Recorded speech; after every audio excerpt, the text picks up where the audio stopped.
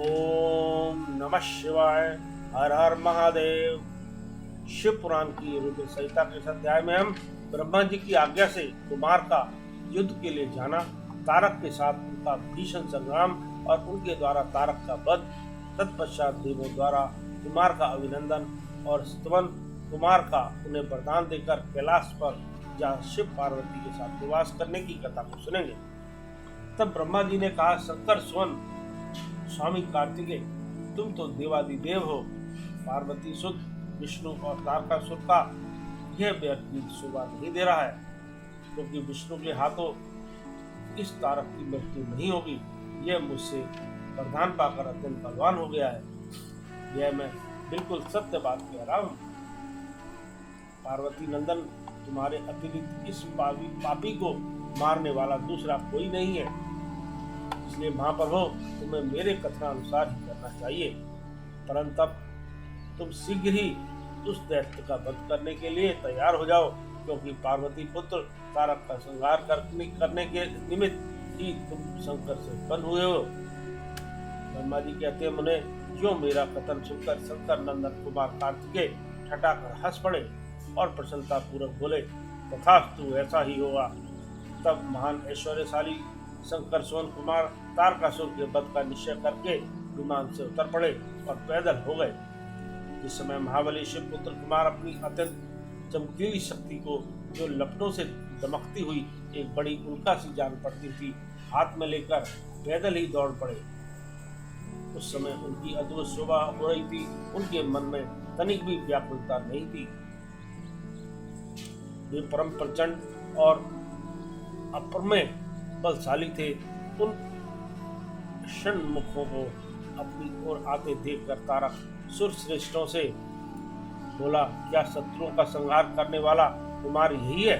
मैं अकेला वीर इसके साथ युद्ध करूंगा और मैं ही समस्त वीरों, प्रमथ गणों, लोकपालों तथा श्री हरि जिनके नायक है उन देवों को भी मार डालूंगा। तदंतर देवताओं को दुर्वचन कहकर वह असुर तारक भीषण युद्ध करने लगा। उस समय बड़ा विकट संग्राम हुआ। तब शत्रु वीरों का संहार करने वाले कुमार ने शिव जी के चरण कमलों का स्मरण करके तारक के वध का विचार किया। फिर तो महातेजस्वी महाबली कुमार रोषावेश में आकर गर्जना करने लगे और बहुत बड़ी सेना के साथ युद्ध के लिए डटकर खड़े हो गए। उस समय समस्त देवताओं ने जय जयकार शब्द किया और देवऋषियों ने इष्टवाणी द्वारा उनकी स्तुति की। तब तारक और कुमार का संग्राम प्रारंभ हुआ, जो अत्यंत दुस्सह, महान, भयंकर और संपूर्ण प्राणियों को भयभीत करने वाला था। कुमार और तारक दोनों ही शक्ति युद्ध में परम प्रवीण थे, अतः अत्यंत रोषावेश में वे परस्पर एक दूसरे पर प्रहार करने लगे। परम पराक्रमी वे दोनों नाना प्रकार के पैतरे बदलते हुए गर्जना कर रहे थे और अनेक प्रकार से दाव पेश से एक दूसरे पर आघात कर रहे थे। उस समय देवता, गंधर्व और किन्नर सभी चुपचाप खड़े होकर वह दृश्य देखते रहे। उन्हें परम विस्मय हुआ, यहाँ तक कि वायु का चलना बंद हो गया। सूर्य की प्रभा फीकी पड़ गई और पर्वत एवं वन कानों सहित सारी पृथ्वी कांप उठी। इसी अवसर पर हिमालय आदि पर्वत स्नेह विभूत होकर कुमार की रक्षा के लिए वहां आए। तब उन सभी पर्वतों को भयभीत देखकर शंकर एवं गिरिजा के पुत्र कुमार उन्हें सांत्वना देते हुए बोले। कुमार ने कहा, महाभाग पर्वतों, तुम लोग खेद मत करो, तुम्हें किसी प्रकार की चिंता नहीं करनी चाहिए। मैं आज तुम सब लोगों की आंखों के सामने ही इस पापी का काम तमाम कर दूंगा। यों इन पर्वतों तथा देवागणों का ढांढस बनाकर कुमार ने गिरिजा और शंभु का प्रणाम किया तथा अपनी कांतिमयी शक्ति को हाथ में लिया।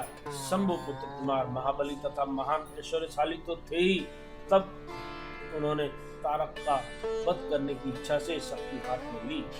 उस समय उनकी अद्भुत शोभा हुई।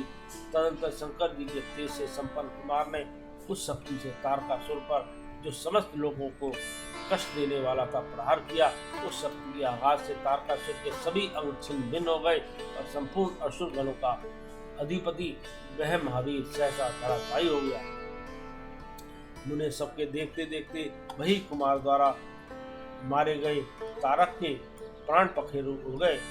उस कष्टवीर तारक को महासमर में प्राण रहित होकर गिरा हुआ देखकर वीरवर कुमार ने पुनः उस पर वार नहीं किया। उस महाबली दैत्यराज तारक के मारे जाने पर देवताओं ने बहुत से असुरों को मौत के घाट उतार दिया। उस युद्ध में कुछ असुरों ने भयभीत होकर हाथ जोड़ लिए, कुछ के शरीर छिन्न भिन्न हो गए और हजारों दैत्य मृत्यु के अतिथि बन गए। कुछ शरणार्थी दैत्य अंजलि बांधकर पाही पाही रक्षा कीजिए जो पुकारते हुए कुमार के शरणापन्न हो गए। कुछ मार डाले गए और कुछ मैदान छोड़कर भाग गए। सहस्त्रों दैत्य जीवन की आशा से भागकर पाताल में घुस गए। उन सब की आशाएं भंग हो गई थी और मुख पर दीनता छाई हुई थी। मुनीश्वर, इस प्रकार वह सारी दैत्य सेना नष्ट हो गई। देवगणों के भय से कोई भी वहां ठहर न सका। उस दुरात्मा तारक के मारे जाने पर सभी लोग निष्कंटक हो गए और इंद्र आदि सभी देवता आनंद मगन हो गए। यो कुमार को विजय देखकर एक साथ ही संपूर्ण देवताओं का त्रिलोकी के समस्त प्राणियों को महान आनंद प्राप्त हुआ। उस समय भगवान शंकर भी कार्तिकेय की विजय का समाचार पाकर प्रसन्नता से भर गए और पार्वती जी के साथ गणों से घिरे हुए वहां पधारे। तब जिनके हृदय में सने समाता नहीं था, वे पार्वती जी परम प्रेम पूर्वक सूर्य के समान तेजस्वी अपने पुत्र कुमार को अपनी गोद में लेकर लाड़ प्यार करने लगी। उसी अवसर पर अपने पुत्रों से घिरे हुए हिमालय ने बंधु बांधवों तथा अनुयायियों के साथ आकर शंभु, पार्वती और भू का स्तवन किया।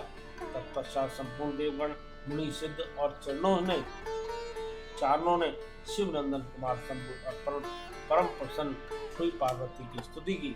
उस समय देवों ने बहुत बड़ी पुष्प वर्षा की, सभी प्रकार के बाजे बजने लगे। विशेष रूप से जयकार और नमस्कार के शब्द बारंबार उत्सव के होने लगे। इस समय वहाँ एक महान विजयोत्सव मनाया गया, जिसमें कीर्तन की विशेषता थी और वह स्थान गाने बजाने के शब्द तथा